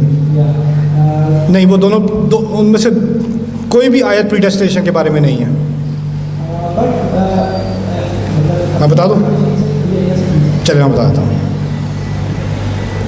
قد حق القول علی اکثرہم سے مراد مکے کے قریش ہیں جن کے بارے میں یہ بات کہی جا رہی ہے کہ اللہ تعالیٰ نے ان کو تمام دلائل دکھا دیے, رسول صلی اللہ علیہ وسلم کی مثال دکھا دی, اور پھر اللہ تعالیٰ نے ان کو ایک الٹیمیٹم دیا اور جگہ پر بھی کہ یہ سب جاننے کے بعد بھی تم نہیں ماننا چاہ رہے, تم نے اپنا فیصلہ کر لیا ہے, ٹھیک ہے. اب اگر تم کسی بات سے کنونس ہو خود ہی تو کہو تم جو بھی کہہ لو میں نہیں ماننے والا, میں نہیں ماننے والا, جو بھی کر لو تم, جو ہے وہ ہے بس. اور میں تمہارے بارے میں کہوں کہ یہ تو مانیں گے ہی نہیں, یہ تو مانیں گے ہی نہیں. میری آبزرویشن تمہارے بارے میں ایکوریٹ ہے. یہ کلام اللہ تعالیٰ کی طرف سے تبصرہ ہے ان کے ایٹیٹیوڈ کی طرف کہ ابھی وہ آپ پر بھی واضح ہو گیا ہے, اور یہ واضح ہے کہ یہ ایمان نہیں لائیں گے. یہ پری ڈیسٹینیشن نہیں ہے, یہ کامنٹری ہے. اس کو ہم ہر اسپیچ کو فلسافیکل سمجھ لیتے ہیں. Speech is sometimes emotional, sometimes is philosophical, sometimes is rhetorical. That's what we have to understand linguistics. جو بات سورۃ یوسف میں کہی جا رہی ہے وہ تو بالکل ہی مختلف ہے, بالکل ہی مختلف ہے. اور یہ جو اس پہ جانے سے پہلے یہاں جو کہا جا رہا ہے نا کہ جو ایویڈنسز آپ دے سکتے تھے, جو آرگیومنٹس آپ پیش کر سکتے تھے, جو ثبوت آپ دے سکتے تھے, وہ سب دیا جا چکا ہے, اور ان پر واضح ہو گیا ہے کہ یہ بات جو آپ کہہ رہے ہیں وہ صحیح ہے. اور اس کے باوجود اب انہوں نے فیصلہ کر لیا کہ سچ ماننے کے باوجود ہم نے نہیں ماننا, نہیں سننا. یہ حقیقت بتائی جا رہی ہے ہمارے نبی کو کہ کچھ لوگ ایسے ہوتے ہیں کہ ان کو سچ پتہ بھی ہونا وہ پھر بھی نہیں مانیں گے, انا کا مسئلہ بنا لیں گے, کوئی اور اپنی غرض کا مسئلہ بنا لیں گے. یہ ان پر ایک سٹیمپ نہیں لگائی جا رہی کہ وہ کبھی بھی نہیں مانیں گے. اور اس کی آگے دلیل کیا ہے؟ ان میں سے بہت سارے لوگ ایسے ہیں جو فتح مکہ کے بعد مسلمان ہوئے, جن کے بارے میں یاسین نے کہا ہے نا فہم لا یؤمنون, وہ آگے جا کر مسلمان ہونے والے ہیں بہت سارے. تو ابھی ایک کرنٹ سچویشن کی طرف اشارہ کیا جا رہا ہے کہ وہ فی الحال نہیں مانیں گے.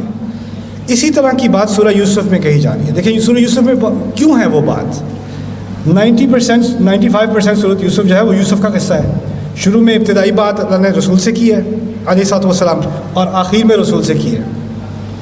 آخر میں جو بات کی ہے اس کا تعلق بھی کس سے ہے اصل میں؟ وہ ایک جو کنکلوژن ہے نا, وہ اس قصے میں جو چیزیں سیکھی ہیں اس کی بنیاد پر کچھ باتیں کہی جا رہی ہیں, ان کا ربط ہے آپس میں. تو جب کہا ہے وما اکثر الناس ولو حرصت بمؤمنین, کہ اکثر لوگ آپ جتنا بھی چاہیں ایمان نہیں لائیں گے, ان کو کمپیئر کیا جا رہا ہے مکے والوں کو ابھی کس کے ساتھ؟ یوسف کے بھائیوں کے ساتھ. یوسف کے بھائی ان کے تو باپ نبی ہیں, جتنا بھی وہ منوا لیں وہ ماننے کو تیار نہیں, وہ شیطان کے پیچھے. تو اس سب سیکھنے کے بعد نبی سے کیا کہا جا رہا ہے؟ دیکھیں آپ کی صورتحال بھی ابھی یہی ہے نا کہ وہ نہیں مان رہے, آپ جو بھی کر لو نہیں مان رہے. وما اکثر الناس ولو حرصت بمؤمنین.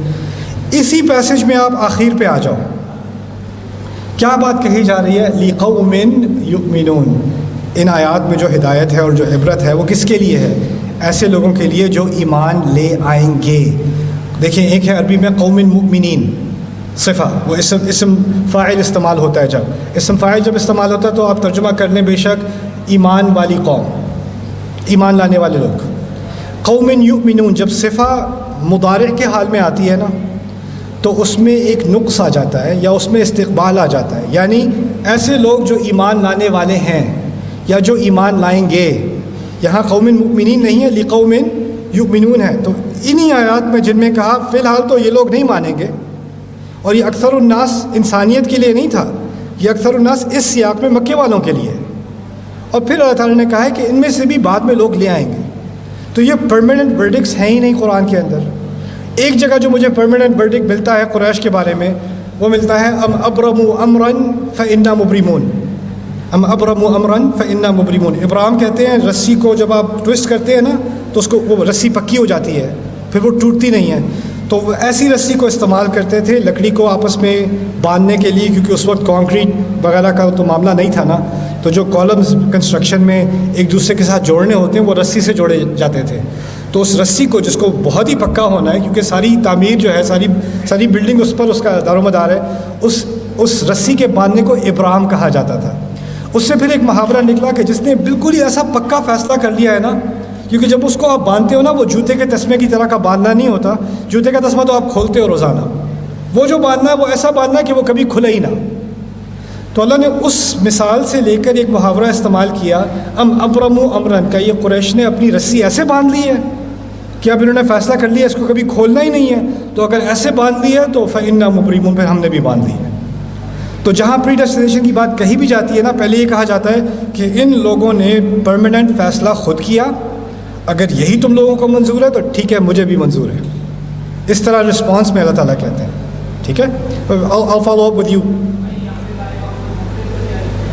یا من یہد اللہ فہو المہتد، پھر آپ لمبا لیکچر ہو جائے گا، اس میں نے لیکچر دیا ہوا ہے ایکچولی، تو وہ ذرا سن لینا. آدم علیہ السلام، یا آپ نے میرے لیکچرز نہیں سنے آدم علیہ السلام پہ، سن لو، آپ کو بہت سارے یہ سوال تسلی والے جواب مل جائیں گے انشاءاللہ. قرآن نے اس فلسفی مسئلے کا ایسا جواب دیا ہے قصے کے ذریعے جو کسی فلسفی بک میں آپ کو نہیں ملے گا. It's incredible, it's really incredible, and it is in the story of Adam علیہ السلام. So I like you to listen to that انشاءاللہ. جی Dear students, please last question. It's last question and then we will be closing, please. Question کرنے سے پہلے میں چھوٹی سی چیزیں کلیئر کرنا چاہوں گا. سلطان کی مدد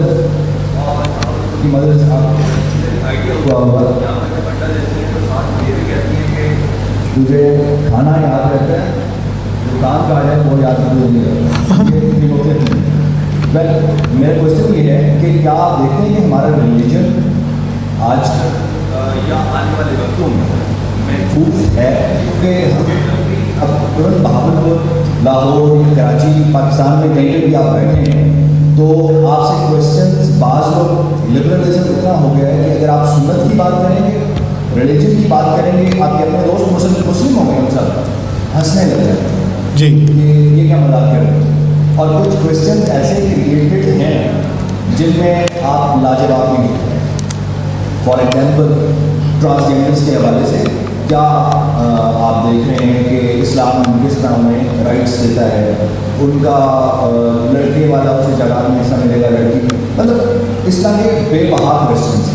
اسلام کتنا سیف آپ دیکھ رہے ہیں؟ تھوڑا سا thank you for your question. اسلام کی اصل سیفٹی اس امت کے نوجوان لڑکے اور لڑکیاں ہیں.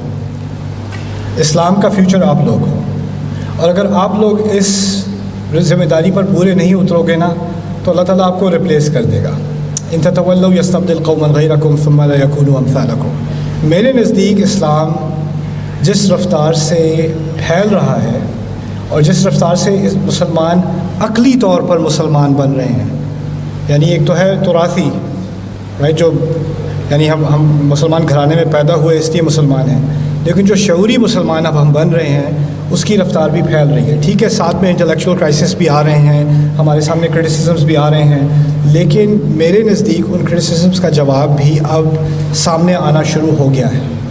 اور میرے نزدیک آپ لوگ، آپ کی جو جنریشن ہے اس میں مجھے کرائسس بھی نظر آتا ہے، لیکن مجھے کرائسس سے زیادہ اپرچونٹی نظر آتی ہے. میں جہاں جہاں گیا ہوں پاکستان میں، میرے ذہن میں بار بار یہی چیز آتی ہے، opportunity opportunity opportunity opportunity opportunity. جب میں لوگوں سے بات کرتا ہوں وہ کہتے ہیں ہمیں تو بس کرائسس ہی نظر آ رہا ہے. یہاں تو کچھ بدلنے والا ہے ہی نہیں, یہاں تو بس حالات ہی خراب ہیں, ہماری تو قسمت ہی ایسی تھی, ہمارے ساتھ تو یار سب آگے نکل گئے, ہم پیچھے رہ جائیں, یہاں تو کچھ بھی نہیں ہو سکتا. ہم نے ایک ذہنیت بنا لی ہے کہ ہم ایک کرائسس میں ہیں.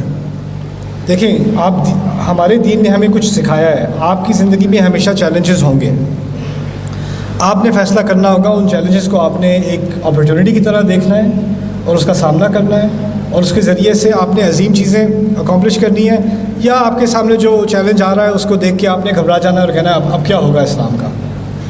اللہ اپنے دین کی حفاظت کرے گا, اس کو ہماری ضرورت نہیں ہے, اس کو ہماری کوئی ضرورت نہیں ہے. ہم نہیں کریں گے تو کوئی اور آگے کر لے گا. ہمیں اعزاز دیا جا رہا ہے, کہ موقع دیا جا رہا ہے کہ تم کر لو, تم سروس کر لو اس کی. اور یہ جو سوال آپ پوچھ رہے ہو transgender and this and that, ان سب سوالوں کے جوابوں میں پڑھنے سے پہلے میں ایک بنیادی جو اصل کرائسس ہے, اصل کرائسس یہ ٹرینڈز نہیں ہے, اصل کرائسس ہے کہ ہماری اکثریت کی بھی اکثریت, یہاں تک کہ دینی طبقات کی بھی اکثریت قرآن سے محروم ہو چکی ہے. قرآن میں جو سوچ ہے, قرآن کا جو تدبر ہے, قرآن کی آیات کے ذریعے سے جو فکر بنتی ہے, اس سے ہم ناواقف ہو چکے ہیں. دین کا سارا فوکس بن گیا ہے کچھ روایات کی طرف, یا کچھ حلیے کی طرف, یا کچھ بحثوں کی طرف, کچھ فقہی بحثوں کی طرف. اب ہم نے دین کو اتنا ریڈیوس کر دیا ہے کہ اس کا انسان کے دل اور دماغ اور سوچ اس کی طرف وہ جاتا ہی نہیں, کہ ہمارا دین کس طرح, ہمارا قرآن دنیا کو کس طرح بہترین بنا سکتا ہے, ہمارا قرآن کس طرح ہماری سوسائٹی کو بہترین بنا سکتا ہے, میرا قرآن مجھے اندر سے کس طرح قوت دے سکتا ہے کہ میں اپنی مشکلات کا سامنا کروں. قد جاءتکم موعظۃ من ربکم وشفاء لما فی الصدور. کہاں ہے وہ کلچر کہ ہم اللہ تعالیٰ کے قرآن سے اپنے دلوں میں جو چیز گزر رہی ہے اس کی شفا ڈھونڈ رہے ہیں؟ یہ تو اللہ نے کہا ہے نا, شفاء لما فی الصدور. وہ کلچر کہاں ہے, وہ کہاں سکھایا جا رہا ہے؟ تو یہ میرے نزدیک جو قرآن ہوتے ہوئے قرآن کا نہ ہونا, یہ اصل کرائسس ہے. اور اگر یہ کرائسس ایڈریس ہو جائے تو باقی جتنے کرائسس آ رہے ہیں نا وہ مینیجبل ہیں, وہ ان کا کوئی اثر ہی نہیں ہونا. میں اپنے آپ سے پوچھتا ہوں, میں نے جب قرآن پڑھا اور ابھی بھی پڑھ رہا ہوں, تو میرا ایک نقطہ نظر ہے قرآن کے بارے میں, میری سوچ میں ایک چیز ہے, وَكَلِمَةُ اللَّهِ هِيَ الْعُلْيَا, اللہ کا کلام سب سے اونچا ہے. جب یہ چیز میرے اندر بیٹھ گئی تو ایسا نہیں ہے کہ میں جب یونیورسٹی میں تھا تو میرے سامنے اپوزنگ فلاسفیز نہیں آئیں, سائیکالوجی کے کانسیپٹس نہیں آئے, ایتھیزم نہیں آیا, کیا نام ہے اورینٹلسٹ اسٹڈیز نہیں آئی. کتنی تنقید ہو چکی ہے قرآن کے اوپر, اسلام کے اوپر, اس کے ایکسپرٹس پورے ویسٹرن ورلڈ میں ہیں. ان چیزوں کا مجھے بار بار سامنا کرنا پڑتا تھا. جو اسلام کی بنیادیں ہیں ان کو وہ ہلانے کی کوشش کرتے ہیں ہر موقع پر, ہر موڑ پر. تو میں اپنے بارے میں پوچھتا ہوں, میں کیوں نہیں ہلا؟